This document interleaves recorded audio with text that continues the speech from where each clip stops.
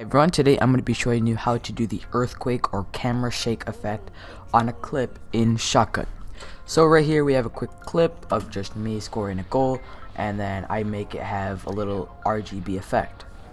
So what we want to do is highlight our clip in red, then we can navigate over to the filters tab or go up here to the filters tab. You're going to press add and do size and position. So right here we have size and position.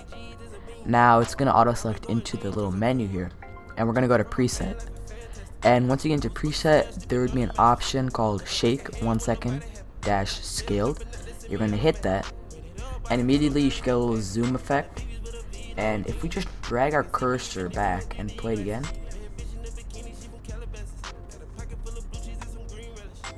you can see it shakes the screen just like an earthquake would.